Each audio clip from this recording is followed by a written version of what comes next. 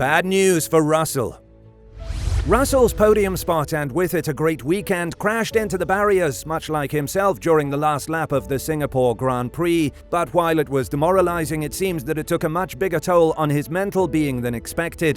This is also exacerbated by the fact that the momentum in Mercedes slowly is shifting, and not towards the younger Brit, which, if you are not mentally strong enough, might be the start of your downfall. Could this mean that Russell will not be the team favourite if Mercedes fights for the title next season? Or could there be something more? Starting from the front row, Russell's goal was a potential victory in Singapore, and Sainz's pole position wasn't going to stop him, and whether or not he could challenge for the lead on the opening lap didn't concern him. Mercedes had a secret weapon. They conserved a set of mediums by using hard tyres during FP1 and FP3 for the 62-lap race, but this tactic wasn't well hidden, and Russell openly acknowledged it after qualifying. Was it strategic mind games, misdirection, or just naivety? Regardless, Ferrari took note, aware that a late race Mercedes pit stop could be detrimental to their own chances, and Sainz attempted to close up the field to prevent Mercedes from finding a gap after a stop. But when Esteban Ocon's Alpine caused a virtual safety car, Mercedes seized the opportunity. As the two Mercedes surged past Leclerc, it seemed inevitable that one of them would win. Russell, leading the pack, closed in on Norris by the 59th lap, and Sainz was effectively supporting Norris by allowing him to have DRS opened, but Russell managed to position himself for an overtake. However, Norris defended skillfully, compromising his own exit, and Russell's chance had passed as he needed a final lap surge, hoping both Norris and Sainz would falter. But as fate would have it, it simply wasn't meant for Russell to win. While Norris made a slight error first, Russell hit the wall at turn 10 even harder, ending his race with half a lap remaining. It was a small mistake with significant consequences, a bitter trace of the once dominant Singapore sling chicane. Russell was devastated, and with a very good reason after the race, saying he literally wanted to cry. He knew that it took just a few millimeters outside of his normal line to cause it, and that he dealt with the intensity of the prior 61 laps, only to fall to self-immolation hurt even more. If I spun off and had a lock-up, it would have been very different, but I clipped the wall on the last lap. It is such a pathetic mistake, George Russell said.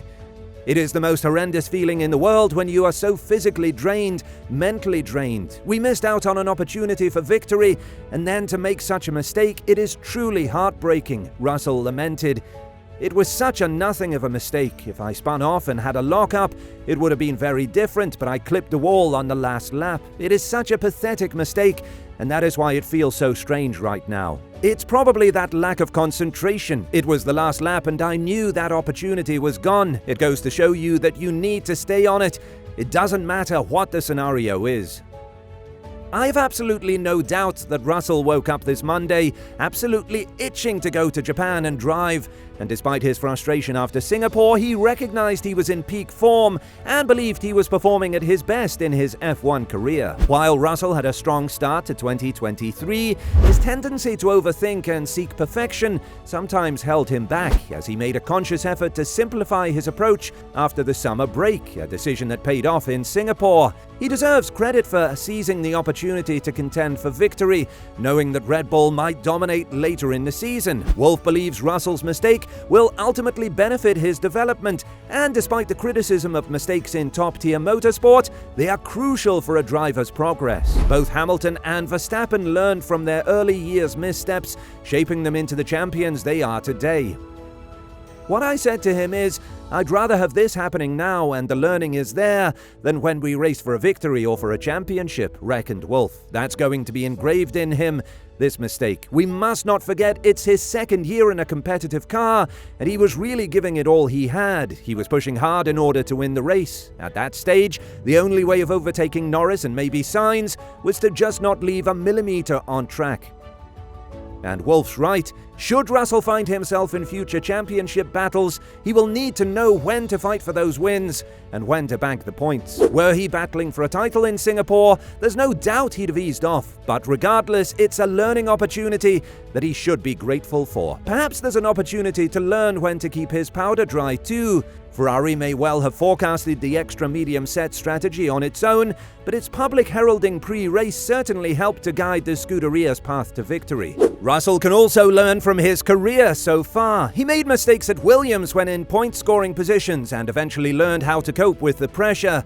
Stepping up from the back of the grid to the front requires another adjustment. Point scoring becomes routine, and it's the wins that start to carry that level of pressure. Only with time does a driver get used to the pressure. Mercedes knows this and wants to afford Russell the time to acclimatize while it is out of the running for titles. "I'm not going to let a mistake of 2 centimeters knock me down," Russell vowed.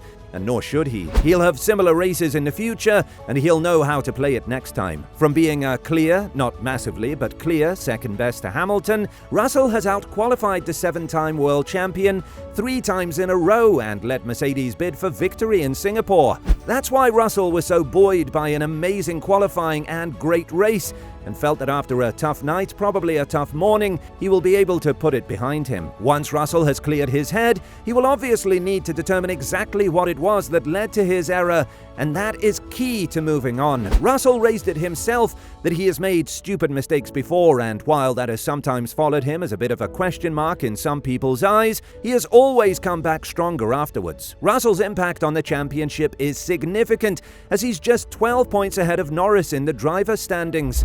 Additionally, Mercedes lost an additional 22 points to Ferrari in the Constructors' Championship. Wolff acknowledged this, expressing his support for Russell during this challenging time, but also recognizing the substantial gap they now face. It's crucial to remember that although the championship fight is effectively settled in both categories, securing second place in the constructors' standings means earning tens of millions of dollars, more than finishing in third, so mistakes like this one can make a decisive difference. It's reasonable to assume that Russell did cause Hamilton to lose a significant amount of time, primarily because he wasn't the fastest driver on the medium compound tyre. One can't help but wonder what might have unfolded if Russell hadn't opted for a fresh set of tyres and had instead made a determined effort to overtake Sainz. Mercedes had the option to solely pit Hamilton, and he would have easily overtaken Norris, and thanks to team tactics, he would have been given the chance to surpass Russell for second place and strive to become the first race winner in 2023, aside from Verstappen and Perez. Nonetheless, Wolff doesn't believe that the tactics played a role in their outcome. He attributes it to a genuine driver's error that led to this scenario in the first place. Hamilton could rightly voice his concerns about Mercedes' treatment,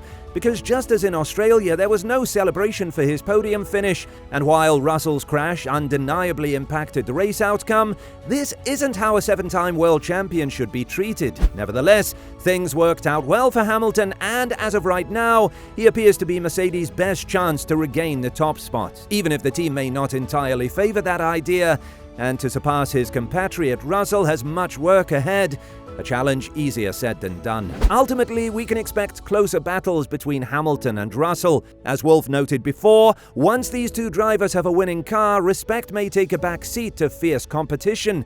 Currently, it seems Russell could use some sharpening of his competitive edge, which Hamilton is certainly thriving on. Let us know your thoughts and opinions in the comments below. Do you think this crash will take a toll on Russell for the next race in Japan? Thanks for watching Racing Zone, and we will see you in the next one.